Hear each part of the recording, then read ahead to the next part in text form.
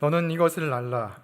말세에 고통하는 때가 이르러 사람들이 자기를 사랑하며 돈을 사랑하며 자랑하며 교만하며 비방하며 부모를 거역하며 감사하지 아니하며 거룩하지 아니하며 무정하며 원통함을 풀지 아니하며 모함하며 절제하지 못하며 사나우며 선한 것을 좋아하지 아니하며 배신하며 조급하며 자만하며 쾌락을 사랑하기를 하나님 사랑하는 것보다 더하며 경건의 모양은 있으나 경건의 능력은 부인하니 이 같은 자들에게서 내가 돌아서라.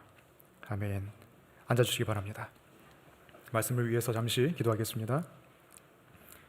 하나님, 오늘 우리에게 이 말씀을 허락하시니 감사합니다. 이 말씀 한자 한자 저의 마음속에 새길 수 있기를 원합니다. 성령 하나님께서 이 말씀을 사용하시고 저희들의 정말 삶에 주님의 뜻이 이루어지고 우리가 주님의 사랑에 충만하여서 그 사랑을 흘려보내는 우리 모두가 될 수 있도록 이 시간 말씀 가운데 성령 하나님 저희들을 붙들어 주시고 변화시켜 주시옵소서. 예수님 이름으로 기도드립니다. 아멘. 요즘 날씨가 굉장히 덥죠. 네. 오늘은 비 때문에 조금 날씨가 선선한데 뉴스에 항상 나오는 말이 무엇입니까?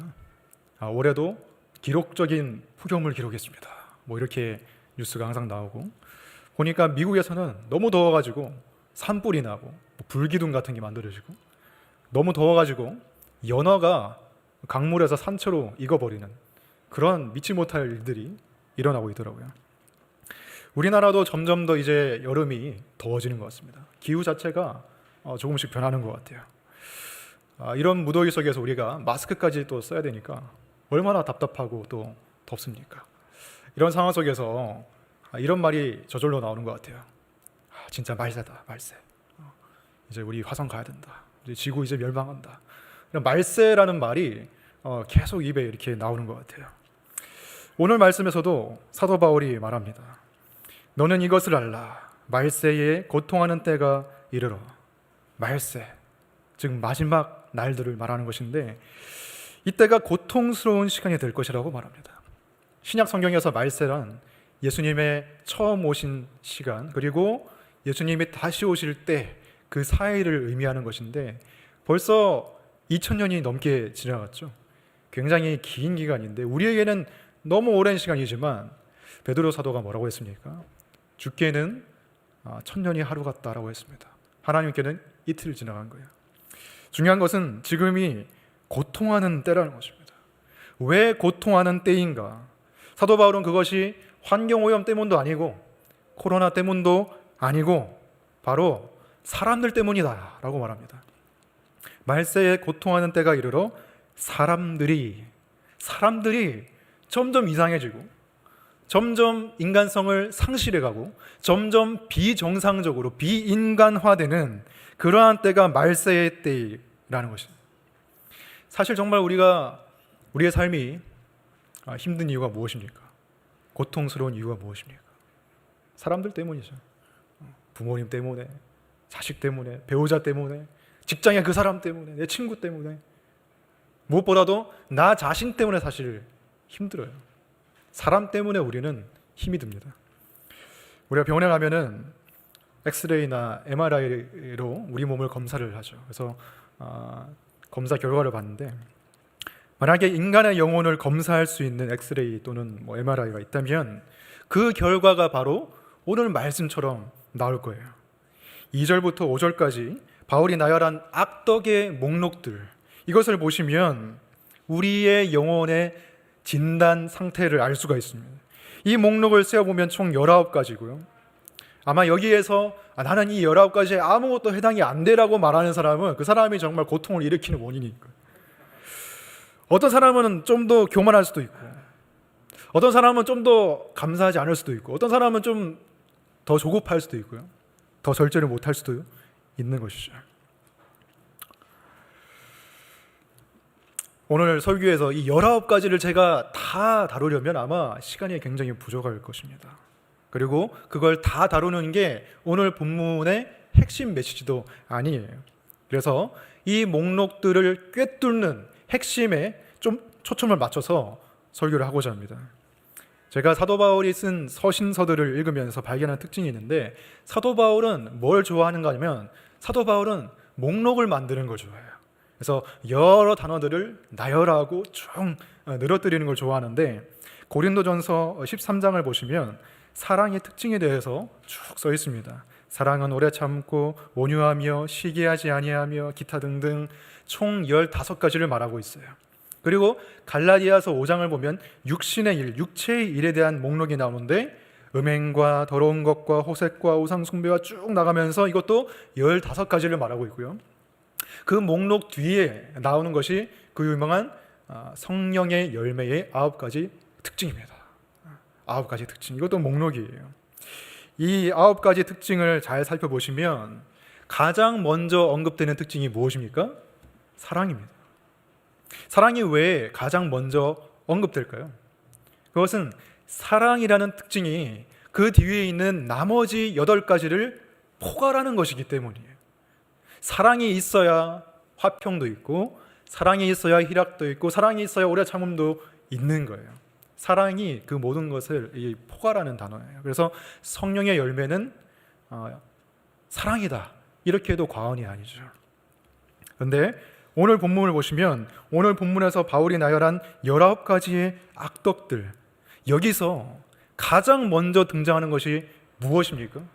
가장 먼저 등장하는 것을 보면 바로 자기 사랑입니다. 이것도 사랑의 한 종류죠. 하지만 뒤틀린 사랑입니다. 이 자기 사랑이 모든 그 뒤에 나오는 18가지의 악덕들을 포괄하는 것입니다. 즉, 성령의 열매는 사랑이지만 죄의 열매는 자기 사랑인 것이죠. 다시 한번 오늘 목록을 살펴보시면 그 중에서 5절은 잠시 떼어놓고 2절의 시작과 4절의 끝을 보겠습니다. 시작은 자기 사랑입니다. 그리고 4절의 끝은 무엇입니까? 쾌락 사랑하기를 하나님 사랑하는 것보다 더하며, 즉 하나님을 사랑하지 않는 것입니다. 하나님을 사랑하지 않고 자기를 사랑하는 것이 바로 말세를 고통스럽게 하는 주범이라는 것입니다. 저와 여러분이 고통스러운 이유라는 것이죠. 그런데 어떤 사람들은 왜 자기 사랑이 잘못된 것이냐, 왜 나쁜 것이냐라고 반문할 수가 있어요.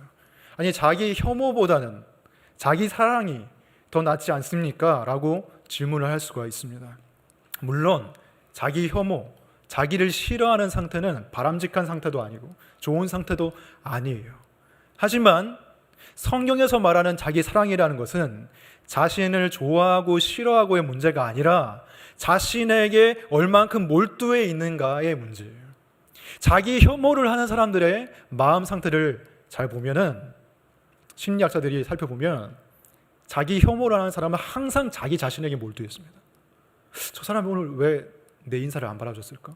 저 사람의 눈빛이 왜 저런 식일까? 내가 뭐 잘못했나? 내가 뭐 실수했나?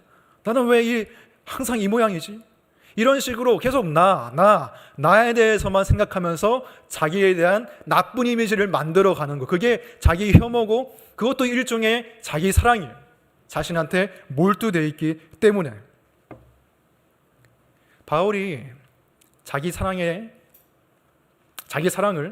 가장 먼저 언급한 것도 다 이유가 있습니다. 왜냐하면 자기 사랑이야말로 인류 최초의 죄이기 때문이에요.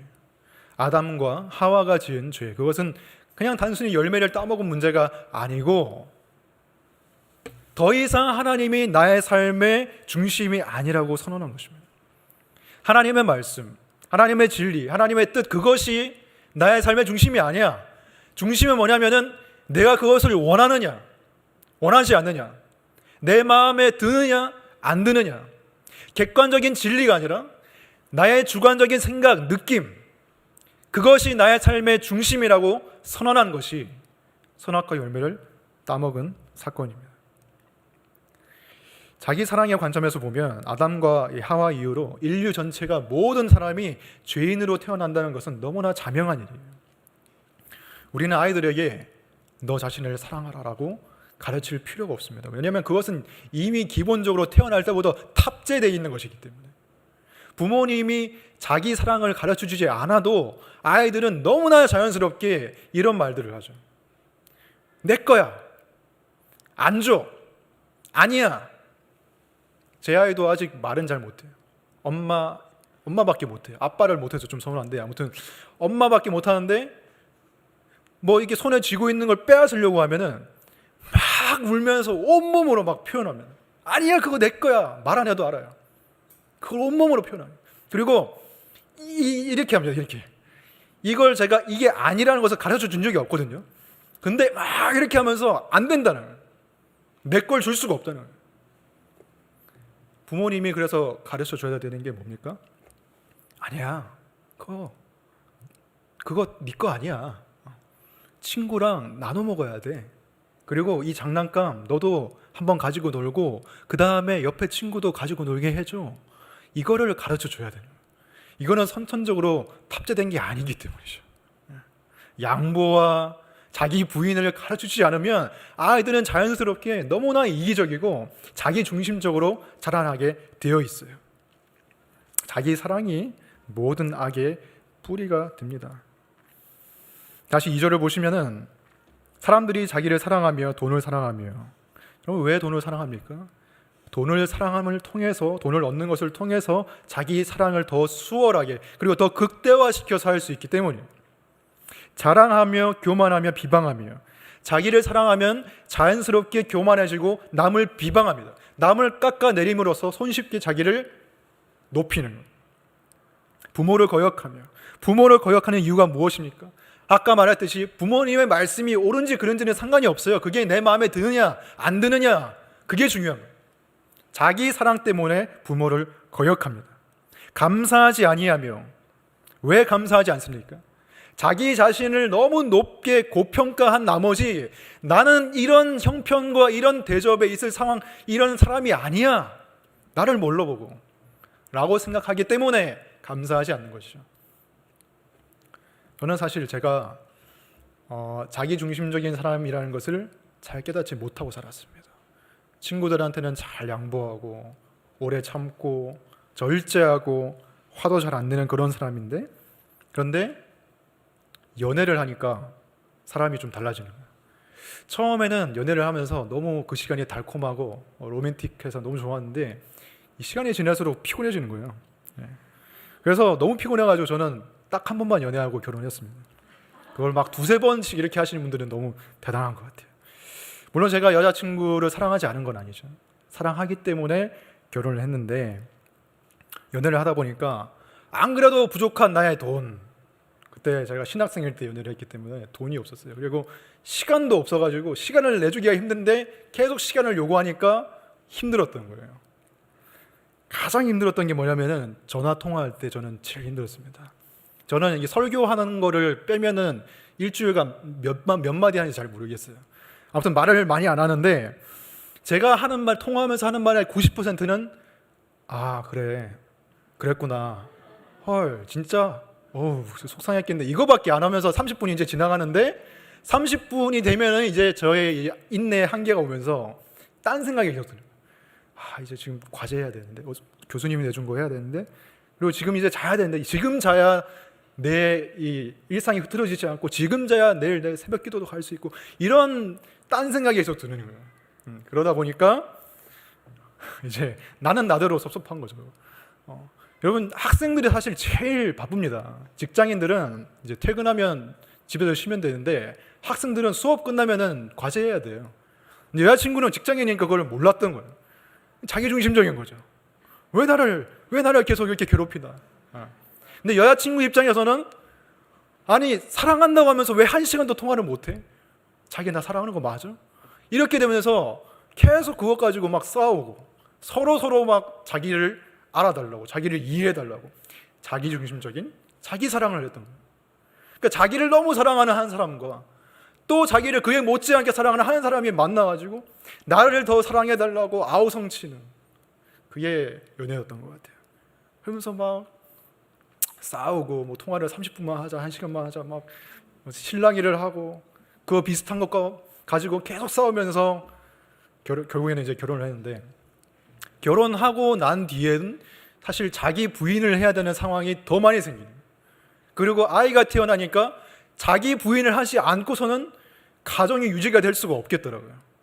만약에 결혼하고 배우자도 있고 아이도 있는데 계속 자기 사랑만 주장하는 사람이 있다면 그 가정이 온전히 설 수가 없어요.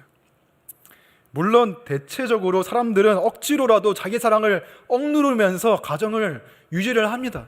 왜냐하면 어느 정도 나이대가 되면은 사회에서 인정을 받기 위해서는 가정생활에 그 사람이 성공했다는 평판도 굉장히 중요하기 때문에, 결혼하고 아내가 있고 자식이 있고 가정을 잘 꾸려나간다는 평판도 중요하기 때문에 그것을 잃지 않기 위해서 억지로라도 희생하는 그런 경우가 많이 있죠. 근데 파고 들어가면 뭐예요? 일정 부분은 그 희생 속에 자기 사랑이 들어가 있는 것이죠. 그렇게 자기 사랑은 너무나 은밀하고 너무나 지독하고 끈질긴 것입니다. 가정만이 아니라 교회도 마찬가지예요. 자기를 사랑하는 사람들만 교회 안에 있으면 교회가 그리스도의 몸이 될 수가 없습니다. 지난 시간에 유재영 목사님께서 말씀하셨듯이 현대 교회의 가장 큰 문제가 무엇이냐? 그것은 실용주의와 소비주의가 교회를 덮고 있는 것이다. 성도들은 그냥 나는 저 종교인들이 제공하는 서비스를 제공을 받아서 때로는 지적인 깨달음도 없고 때로는 찔리기도 하고 때로는 감정적인 어떤 짜릿함도 얻고 감동도 얻는 것을 내가 원하지, 나는 그 이상을 하기 싫다. 남을 섬기거나 교회를 위해 희생하는 것은 나는 그건 내 일이 아니다라고 생각하는 거예요. 소비만 하는 거, 그것이 소비주의죠. 물론 사람들은 대놓고 그렇게 말하지는 않습니다. 대부분의 사람들은 그런 마음을 감추고 어느 쪽을 택하느냐 하면, 오늘 5절 말씀을 보시면 경건의 모양은 있으나 경건의 능력은 부인하니, 이게 무슨 뜻입니까? 교회를 다니면서 입으로 신앙 고백도 하고 찬양도 하고 기도도 하고 저 같은 사람은 설교도 하고 봉사도 하지만 그 모든 것이 경건의 모양일 뿐 자기 사랑으로서 모든 것을 할 수도 있다는 것이죠. 그것보다는 차라리 대놓고 세상적인 쾌락이나 부와 명예나 권력을 추구하는 게 더 나을 수도 있어요. 적어도 그것은 위선이 아니니까. 하지만 하나님의 이름으로 자기를 포장하고 자신의 삶을 부풀리는, 그것을 통해서 인정과 권력과 심지어 부를 얻는 것, 그것이 가장 악하고 위험한 죄입니다. 그런데 그 위험성이 가장 큰 자리가 사실 저 같은 목사의 자리, 사역자의 자리죠. 왜냐하면 가장 영적인 것이 가장 악한 것이 될 수 있기 때문에. 그래서 바울도 오늘 이 목회 서신이라고 불리는 디모데 전후서에서 디모데에게 이것을 말하고 있는 거죠. 경건의 모양만 있고 경건의 능력이 없는 자들에게서 돌이켜라, 돌아서라. 여러분, 그러므로 목회자와 목사들을 위해서 정말 많은 기도가 필요합니다. 왜냐하면 목사는 좋든 싫든 간에 설교를 해야 되고 기도를 해야 되고 예배인도 해야 되고 봉사를 해야 되기 때문에. 그런데 그 모든 것을 경건의 능력이 없이 할 수 있기 때문이죠. 경건의 능력은 사역의 결과물이 아닙니다. 경건의 능력이 없어도 설교 잘할 수 있고 경건의 능력이 없어도 기도 잘할 수 있고 사람들이 많이 모일 수 있고 큰 성공을 거둘 수가 있어요. 근데 그게 경건의 능력이 아니라 경건의 진짜 경건의 능력은 자기를 부인하는 능력, 남을 섬기는 능력입니다. 저는 개인적으로 그런 부분에서 너무 약한 사람인 것 같아요. 저를 봤을 때 저는 너무 사람들에게 인정받는 걸 너무 좋아해요. 그래서 제가 요즘에 찬양팀에서 건반 연주를 하잖아요. 섬길 분이 없어가지고 제가 이제 건반 연주를 하는데 빨리 누구든지 해주셨으면 좋겠어요. 네. 제가 하는데 하면서 계속 딴 생각이 나는 거죠. 물론 처음에는 이제 감동도 받고 하나님의 은혜도 있고 하지만 계속 딴 생각으로 빠집니다. 이렇게 연주하면 사람들이 좋아하겠지. 이렇게 띠리리 이렇게 치면은 사람들이 나의 실력이 더 좋다는 것을 알게 되겠지. 이런 마음으로 계속 이게 자꾸 이상한 쪽으로 흘러가는 거예요. 그게 저의 어떤 죄악된 본성이 만들어내는 악한 결과물인데, 경건의 모양을 만들어내는 너무 탁월한 능력이 있는 거예요. 하나님을 찬양하는 시간을 나를 찬양하는 시간으로 바꾸는 엄청난 능력이 있는 거예요. 근데 또 설교는 어떻습니까? 설교는 이제 혼자 하는 거잖아요. 찬양팀이 같이 하는 건데, 설교는 주목이 확 드니까 더 그런 사람들의 인정과 명예와 영광을 추구하기가 쉬운 것이죠. 그래서 잘못하면 자기 사랑에 큰 도구가 될 수 있는 시간이 이 설교의 시간인데, 그렇기 때문에 목사님들을 위한 기도가 더 많이 필요한 것입니다. 마귀가 그 부분을 딱 건드리면 넘어지는 것입니다. 하지만 꼭 목회자만 그럴 것이라는 법은 없죠. 여러분들이 제 말에 조금이라도 공감을 하셨다면 여러분들도 알 것입니다. 여러분들의 삶 가운데 경건의 모양은 많으나 경건의 능력은 너무나 부족하다는 거예요. 우리는 돈을 사랑하지 않는 척하면서 돈을 굉장히 사랑하고, 교만하지 않는 척하면서 속으로는 굉장히 교만하고요, 비방하지 않는 척하면서 속으로는 다 판단하고 있고요, 절제하는 척하면서 남이 안 볼 때는 쾌락을 추구하는 게, 그게 다 사람의 모습입니다. 하나님을 사랑하는 척하면서 그다지 사랑하지 않아요. 바울이 제시한 이 목록에서 나는 해당 없음이라고 말할 수 있는 사람이 아무도 없습니다. 5절에 보시면 바울이 디모데에게 얘기합니다. 이 같은 자들에게서 네가 돌아서라.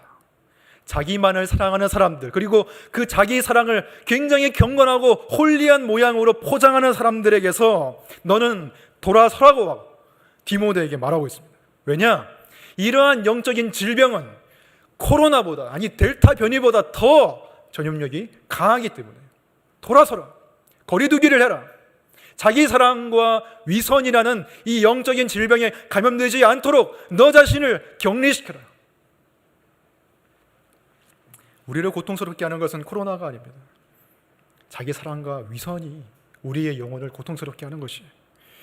우리는 바울의 말처럼 악한 자들에게서 돌이킬 수도 있고, 그리고 그렇게 할 수도 있어요. 그런데 가장 어려운 것은 이미 내 안에 들어와 버린 자기 사랑과 위선을 씻어내는 게 가장 힘든 일입니다. 우리의 목표는 그 악한 사람들과 거리를 두는 것만이 아니라 우리 자신이 경건의 모양만이 아닌 경건의 능력까지 갖추는 것, 그것이 우리의 삶의 목표예요. 야고보서 1장 27절에 보시면 하나님 아버지 앞에서 정결하고 더러움이 없는 경건은 곧 고아와 과부를 그 환난 중에 돌보고 또 자기를 지켜 세속에 물들지 아니하는 그것이니라. 야고보는 말합니다. 진짜 경건은 무엇인가? 경건의 능력이 무엇인가? 그것은 자기를 사랑하는 게 아니라 자기를 부인하고 어려움에 처한 자들의 대표인 고아와 과부, 그들을 환난 중에 돕고 또 자기를 지켜서 세속에 물들지 않는 것이라고 말합니다. 세속에 물들지 않는 게 무엇입니까? 세상이 우리에게 주입하는 자기 사랑, 성공, 꿈을 이루는 것, 자아 실현, 그 모든 자기 사랑에서 자기를 지키는 것, 그것이 경건의 능력, 진정한 경건이라는 것입니다. 사도 바울은 고린도전서 13장에서 진정한 사랑이 무엇인지 설명했어요. 고린도전서 13장 5절에 보면 진정한 사랑은 자기의 유익을 구하지 않는 것이라고 했습니다. 자기의 유익을 구하지 않는 것이다. 그리고 예수님께서 자기의 목숨을 버리시면서까지 우리를 구원하신 이유는, 그 까닭은 무엇인가? 고린도 후서 5장 15절 보시면 그가 모든 사람을 대신하여 죽으심은 살아있는 자들로 하여금 다시금 그들 자신을 위해 살지 않고 오직 그들을 대신하여 죽었다가 다시 살아나신 이를 위하여 살게 하려 하심이라. 예수님께서 십자가에 못 박히시면서까지 우리를 구원하신 이유는 우리가 다시는 자기 사랑을 하지 않고 거기서 빠져나와서 예수 그리스도를 따르고 그분을 위해 우리의 삶을 헌신하는, 그것을 위해서 그분이 죽으셨다는 거예요. 예수님께서는 우리같이 자기를 사랑하고 돈을 사랑하고 절제하지 못하고 비방하고 교만하고 쾌락을 사랑하는 우리를 위해서 목숨을 내어주셨어요. 자기를 비우셨고요. 본래 하나님이 우리에게 어떻게 대하셔야 하는가, 우리가 받을 원래의 대접은 무엇인가, 그것은 바울이 디모데에게 얘기한 것처럼, 이 같은 자들에게서 돌아서라고 한 것처럼 하나님이 그와 같은 우리에게서 돌아서는 것, 하나님이 우리에게 등을 돌리고 모른 척 하시는, 그게 우리가 받아야 할 마땅한 대접입니다.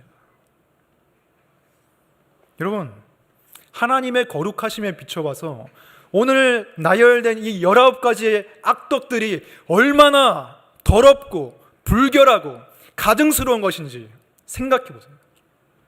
이게 하나님과 어울리는 것입니까? 꼭 하나님께 아니더라도 여러분이 이 모든 것을 가지고 있는 사람을 알고 있다면 여러분 그 사람을 위해서 죽기는커녕 조금이라도 잘해주고 싶겠습니까? 전혀 그런 마음 안 들 거예요. 아니 무슨 저런 사람이 있나. 근데 우리가 가지고 있는 경건의 모양을 한꺼풀 한꺼풀 벗기면 사실 우리가 이런 사람이라는 거예요. 그런 생각 해보셨나요? 내가 하는 악한 생각과 내가 남몰래 저지른 나쁜 일들과 나의 안 좋은 말들, 그 모든 것이 편집되어서 유튜브에 올라간다면 한 1000만 유튜버 이런 사람의 채널에 올라간다면, 그래서 여러분이 알고 있는 모든 사람에게 그 영상이 공유가 된다면 여러분 어떤 마음이 들겠어요? 사람들이 나하고 연락을 할까? 나하고 계속 친구해줄까?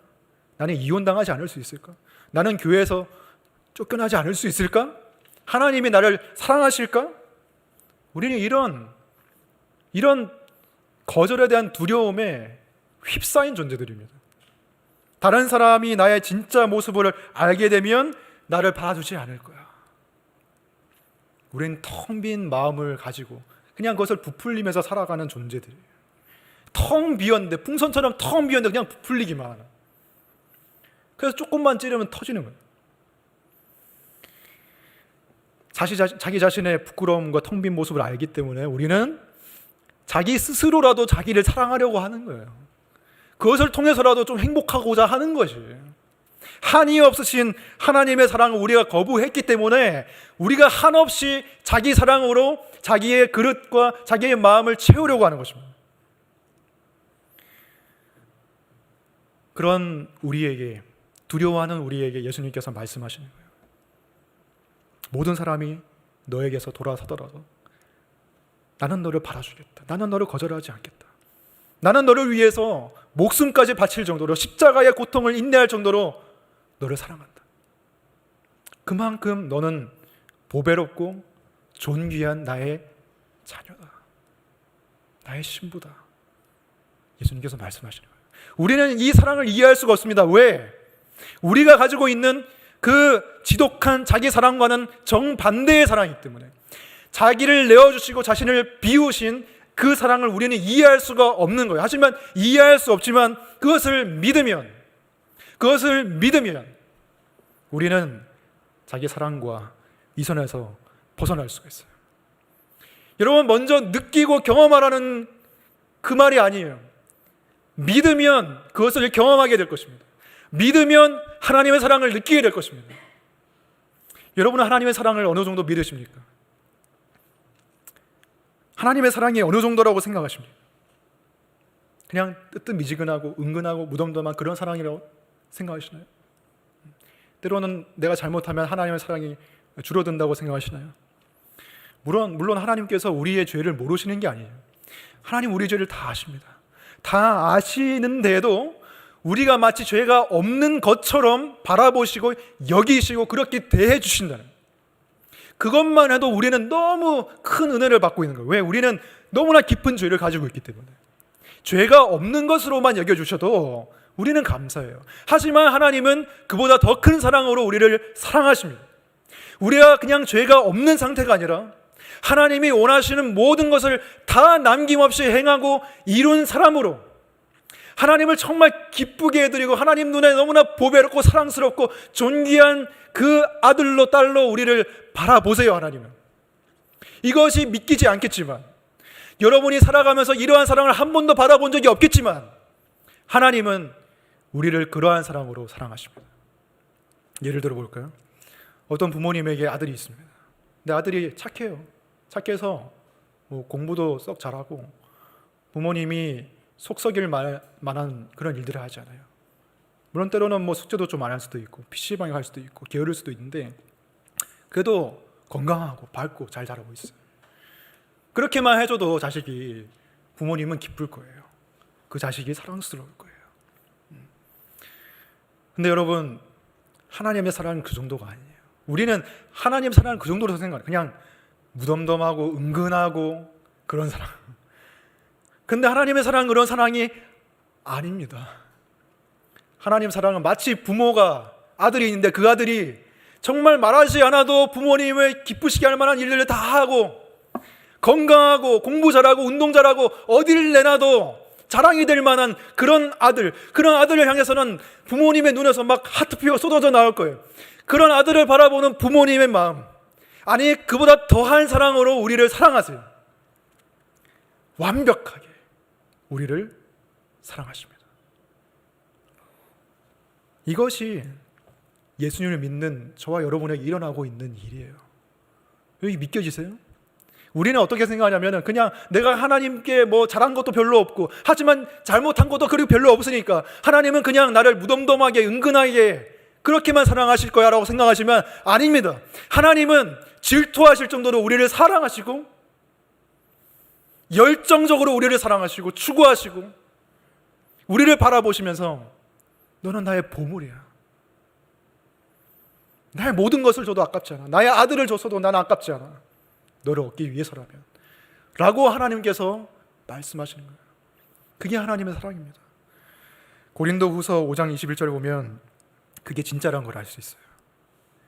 하나님이 죄를 알지도 못하신 이를 우리를 대신하여 죄로 삼으신 것은 우리로 하여금 그 안에서 하나님의 의가 되게 하려 하심이라. 이것은 제가 알고 있는 모든 성경 구절 중에서 가장 충격적인 구절입니다. 어떻게 예수님이 죄를 알지도 못하시고 죄와는 아무 상관이 없는 예수님이 죄 자체가 되실 수가 있나? 어떻게 그분이 죄 덩어리가 되실 수 있나? 근데 그 일이 진짜 일어났어요. 왜냐하면 우리의 죄가 다 그분께 옮겨졌기 때문에, 인류 전체의 죄악이 그분에게 옮겨졌기 때문이에요. 근데 우리에게는 어떤 일이 일어났습니까? 정반대의 일이 일어났어요. 우리는 의로움 자체가 됐어요. 우리는 의로움과 아무 상관이 없는 자들인데 의를 알지도 못하는 자가 의 자체가 됐습니다. 100% 순도의 의로움 우리가 가지고 있게 됐습니다. 하나님의 100% 완벽한 사랑을 받을 만한 자격을 우리가 가지게 됐습니다. 그것은 우리에게서 난 것이 아니고 예수님의 의로움이 우리에게 옮겨졌기 때문에 더 이상 우리는 하나님 눈앞에 더럽고 불결한 존재가 아니라 하나님의 보물, 자랑스러운 자녀, 하나님의 보배가 된 것입니다. 이게 우리에게 실제로 일어난 일이에요. 하나님께서 완벽한 사랑으로 우리를 사랑하십니다. 이것을 믿으면 게임은 끝난 거예요.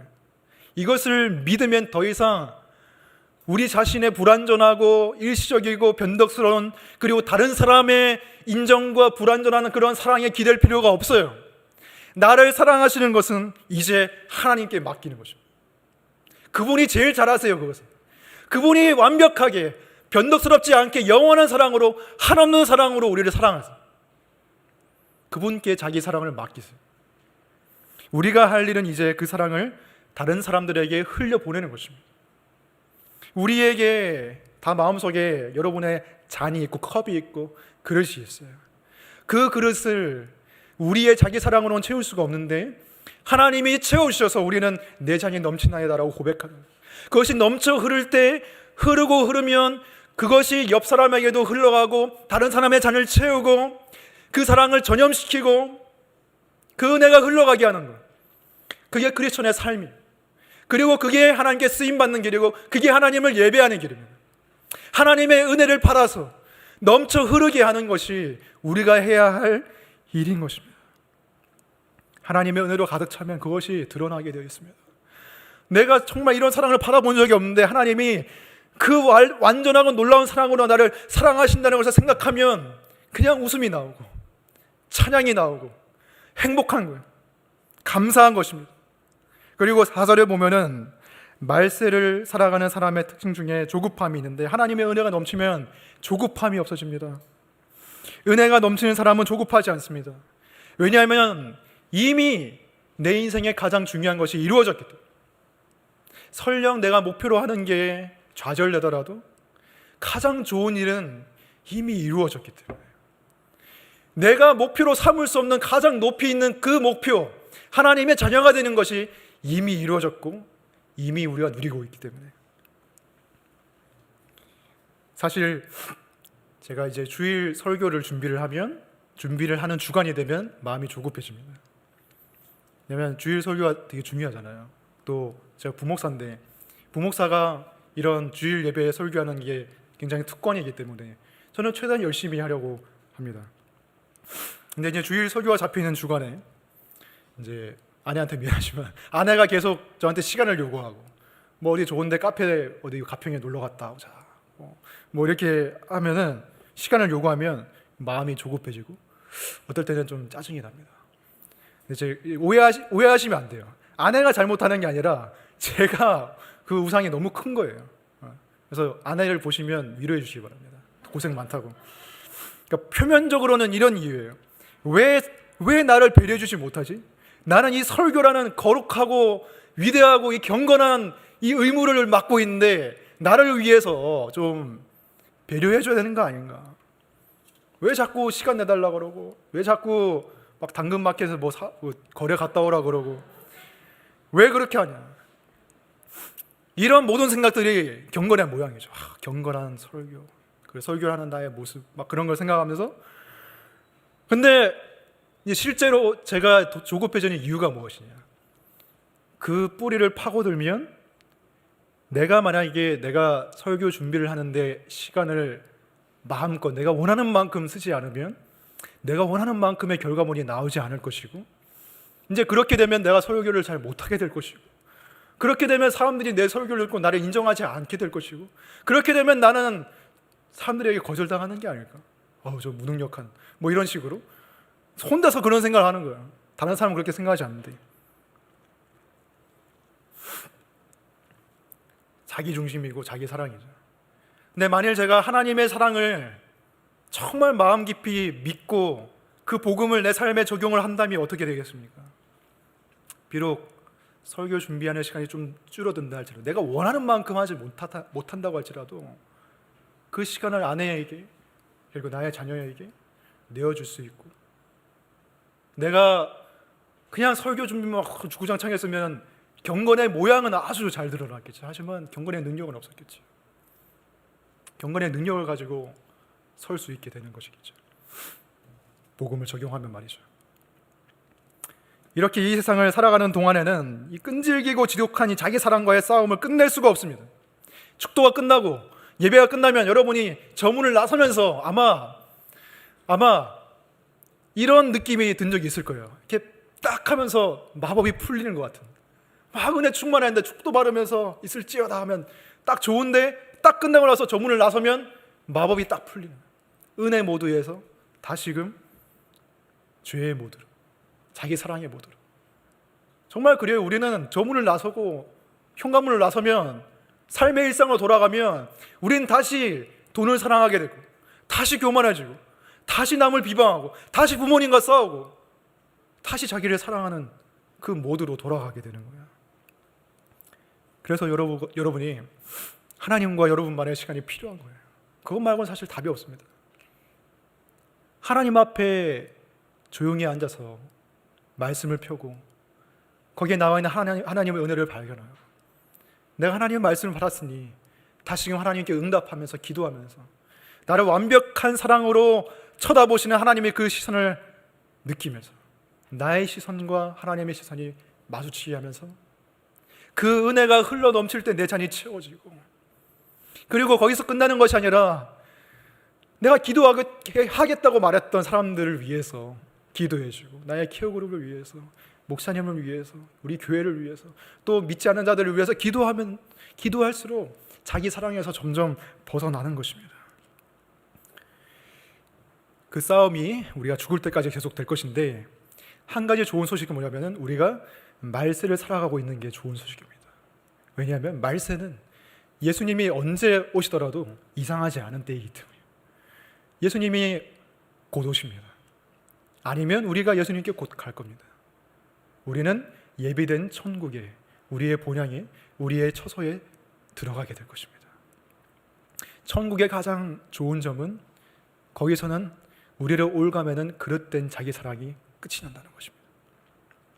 제가 신약 통독관에서 소개한 적이 있는데 조니 에릭슨 타다라는 아주 유명한 할머니가 있습니다. 미국에 사시고요.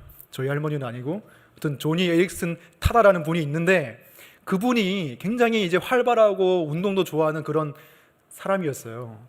근데 어느 날 얕은 물가에서 다이빙을 하다가 머리가 바위에 부딪혀서 어깨 아래로는 다 마비가 됩니다. 여러분이 만약에 목과 얼굴 외에는 움직일 수 없는 삶을 산다면 어떤 마음이 들까요? 무엇이 가장 여러분의 큰 소망이 될까요?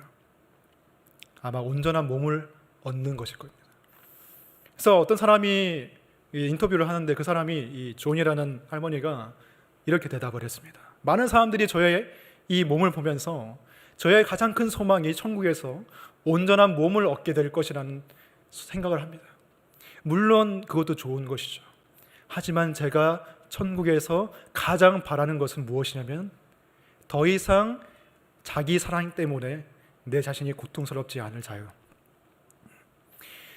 나를 사랑하기 위해서 남을 이용하지 않을 자유, 나를 포장하기 위해서 사실을 부풀리지 않아도 되는 이유, 그런 자유, 더 이상 나만 걱정하고 나 때문에 힘들어하는 그 죄에서 벗어날 수 있는 자유, 그 능력, 그것이 천국에서 이루어질 것이기 때문에 저는 천국에 너무 가고 싶습니다 라고 이분이 고백을 했어요. 저 여러분에게도 이것이 가장 큰 소망이 될 수 있기를 바랍니다.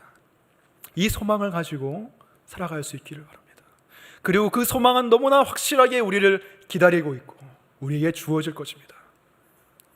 그때를 바라면서 이 말세를 그냥 고통하는 가운데 지나가는 것이 아니라 하나님의 은혜로 충만해져서 자기 사랑이 아니라 자기 부인으로, 그리고 남을 섬기는 대로 경건의 능력을 가지고 그렇게 살아가시는 저와 여러분이 되시기를 주님의 이름으로 축원합니다.